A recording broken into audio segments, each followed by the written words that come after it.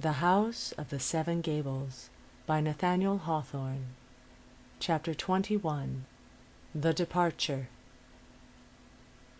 The sudden death of so prominent a member of the social world as the Honorable Judge Geoffrey Pyncheon created a sensation, at least in the circles more immediately connected with the deceased, which had hardly quite subsided in a fortnight. It may be remarked, however, that of all the events which constitute a person's biography, there is scarcely one, none, certainly, of anything like a similar importance, to which the world so easily reconciles itself as to his death. In most other cases and contingencies, the individual is present among us, mixed up with the daily revolution of affairs, and affording a definite point for observation.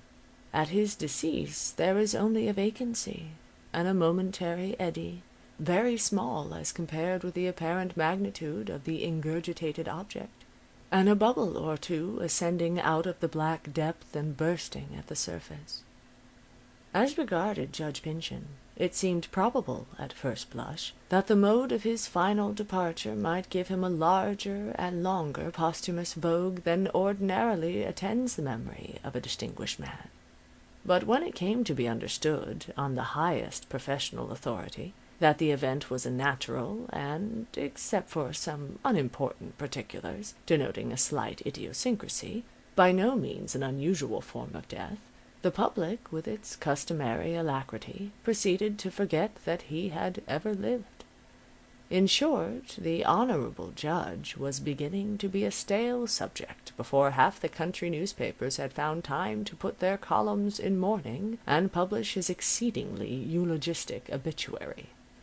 Nevertheless, creeping darkly through the places which this excellent person had haunted in his lifetime, there was a hidden stream of private talk, such as it would have shocked all decency to speak loudly at the street corners. It is very singular how the fact of a man's death often seems to give people a truer idea of his character, whether for good or evil, than they have ever possessed while he was living and acting among them. Death is so genuine a fact that it excludes falsehood, or betrays its emptiness. It is a touchstone that proves the gold and dishonors the baser metal.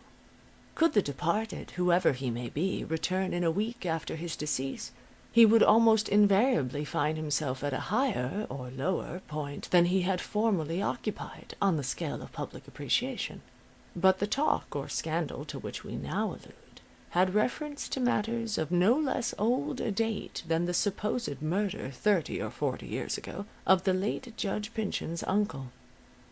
The medical opinion with regard to his own recent and regretted decease had almost entirely obviated the idea that a murder was committed in the former case.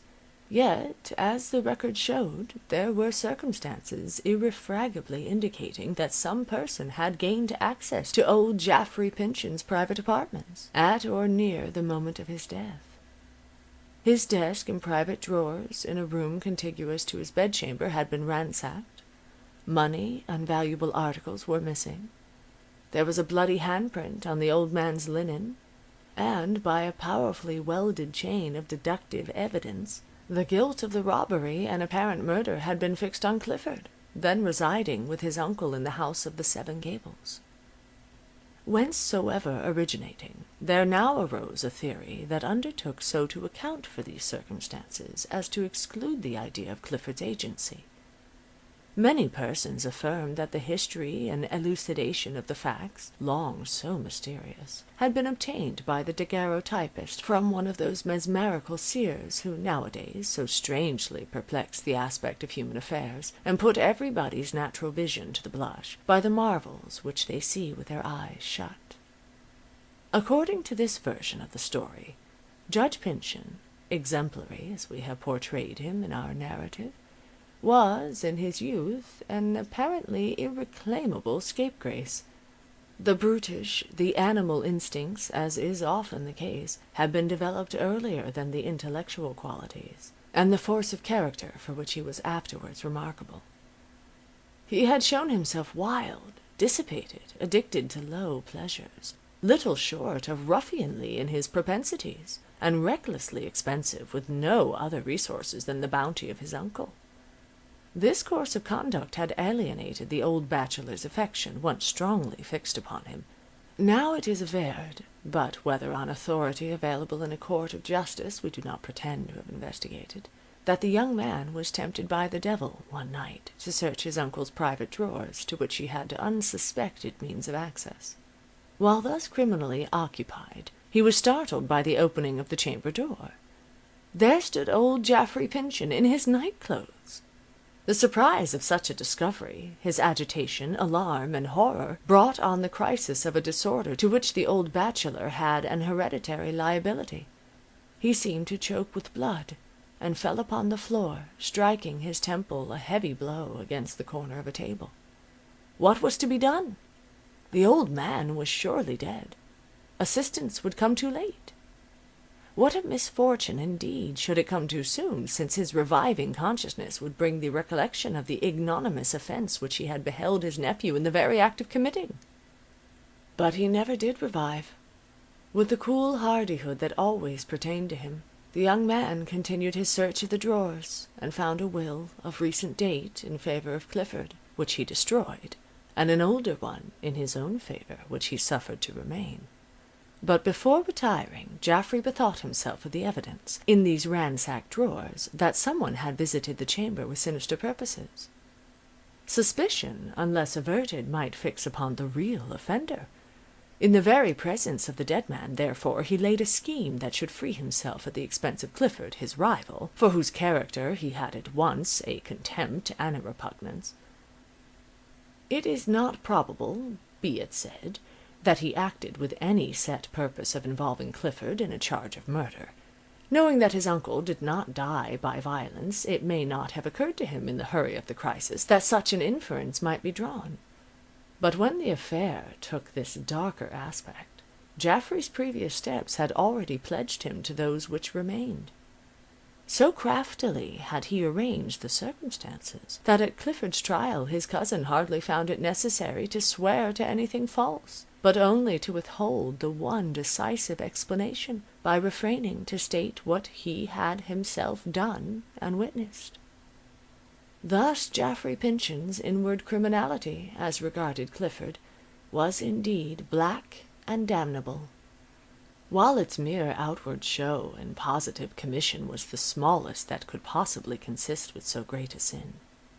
This is just the sort of guilt that a man of eminent respectability finds it easiest to dispose of. It was suffered to fade out of sight, or be reckoned a venial matter, in the honorable Judge Pyncheon's long subsequent survey of his own life. He shuffled it aside among the forgotten and forgiven frailties of his youth, and seldom thought of it again. We leave the judge to his repose. He could not be styled fortunate at the hour of death. Unknowingly, he was a childless man, while striving to add more wealth to his only child's inheritance. Hardly a week after his decease, one of the Cunard steamers brought intelligence of the death by cholera of Judge Pyncheon's son, just at the point of embarkation for his native land. By this misfortune Clifford became rich. So did Hepzibah, so did our little village maiden, and, through her, that sworn foe of wealth and all manner of conservatism, the wild reformer, Holgrave. It was now far too late in Clifford's life for the good opinion of society to be worth the trouble and anguish of a formal vindication. What he needed was the love of a very few, not the admiration or even the respect of the unknown many. The latter might probably have been won for him, had those on whom the guardianship of his welfare had fallen deemed it advisable to expose Clifford to a miserable resuscitation of past ideas, when the condition of whatever comfort he might expect lay in the calm of forgetfulness. After such wrong as he had suffered, there is no reparation. The pitiable mockery of it, which the world might have been ready enough to offer, coming so long after the agony had done its utmost work, would have been fit only to provoke bitterer laughter than poor Clifford was ever capable of. It is a truth and it would be a very sad one, but for the higher hopes which it suggests, that no great mistake, whether acted or endured, in our mortal sphere is ever really set right.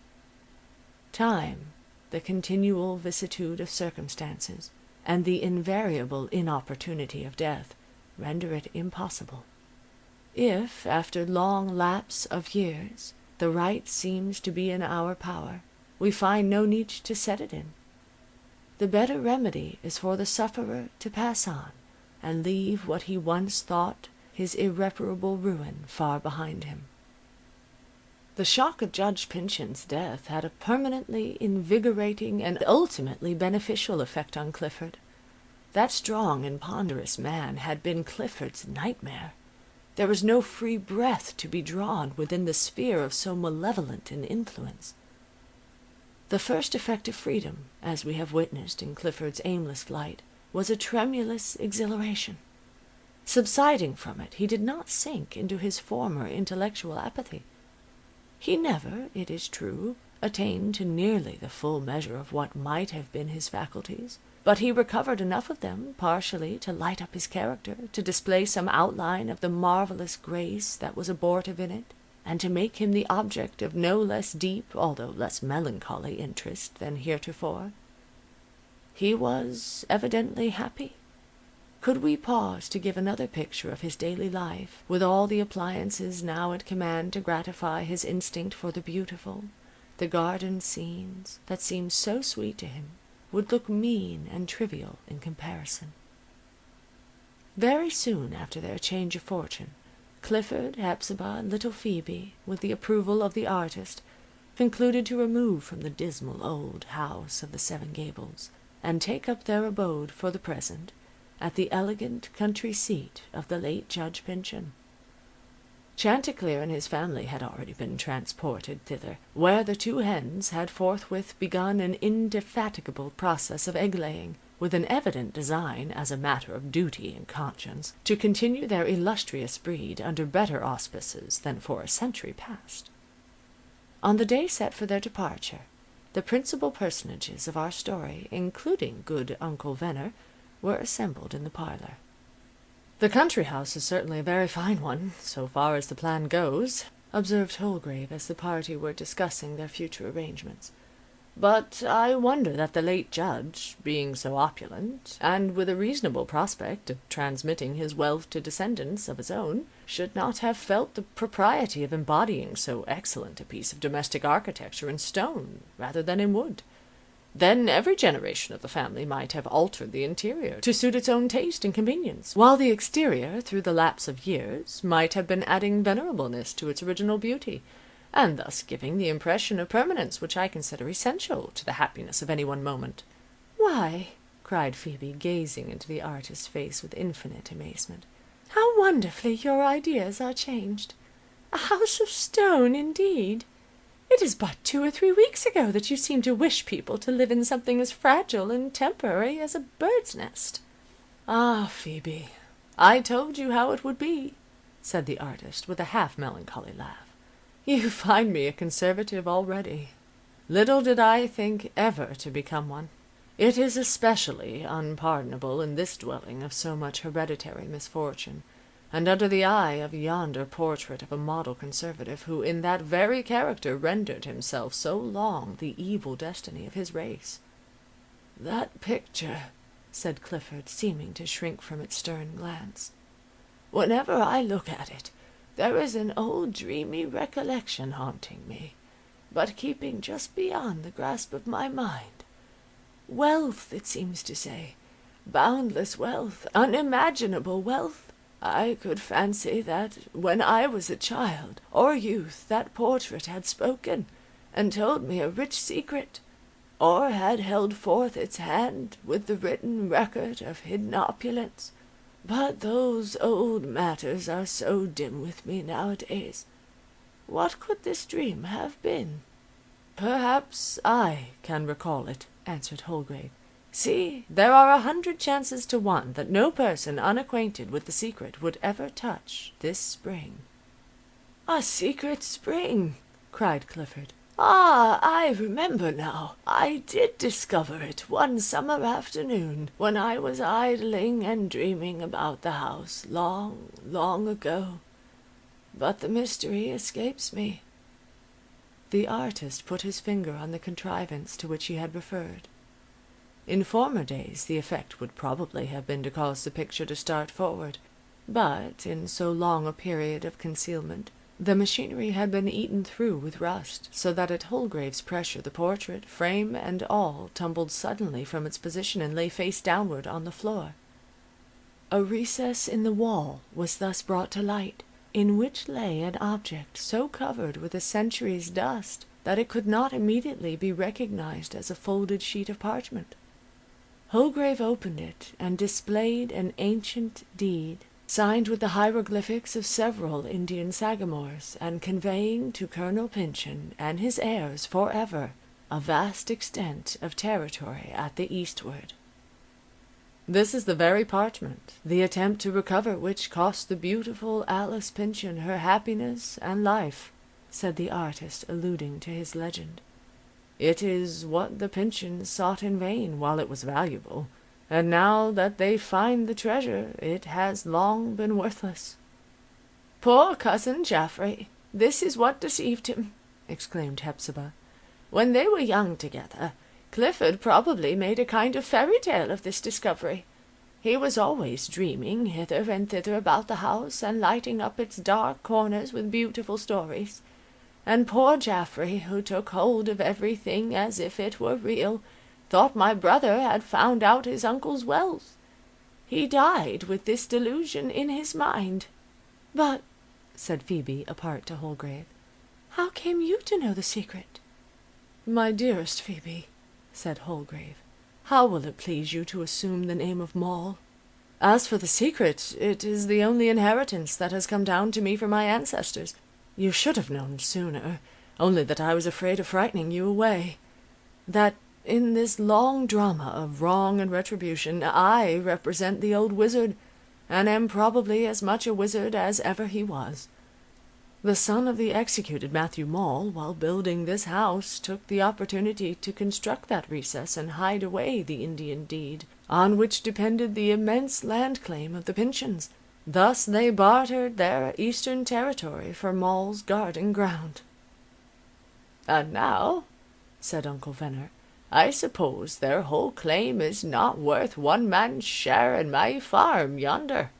"Uncle Venner," cried Phoebe, taking the patched philosopher's hand, "you must never talk any more about your farm. You shall never go there as long as you live. There is a cottage in our new garden, the prettiest little yellowish brown cottage you ever saw, and the sweetest looking place, for it looks just as if it were made of gingerbread. And we are going to fit it up and finish it on purpose for you. And you shall do nothing but what you choose, and shall be as happy as the day is long, and shall keep cousin Clifford in spirits with the wisdom and pleasantness which is always dropping from your lips."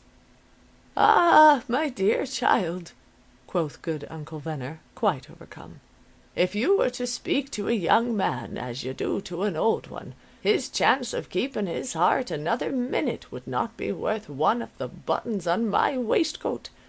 And soul alive, that great sigh which you made me heave has burst off the very last of them.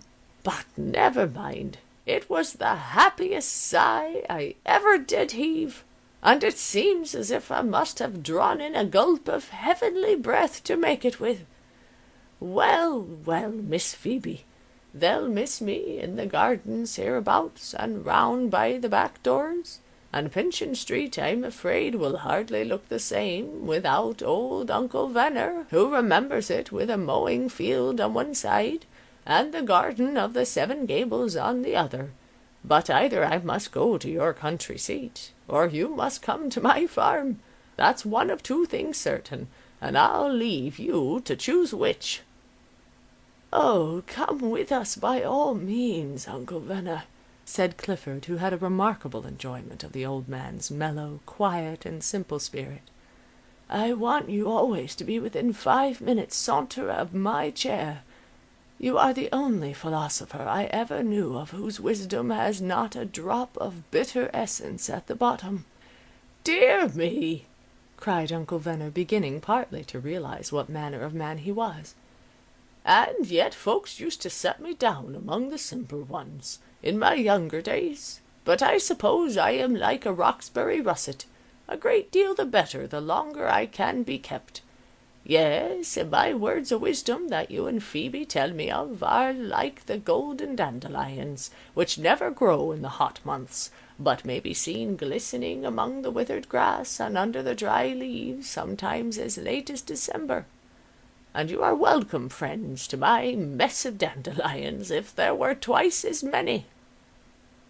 A plain but handsome dark green barouche has now drawn up in front of the ruinous portal of the old mansion house. The party came forth, and, with the exception of good Uncle Venner, who was to follow in a few days, proceeded to take their places.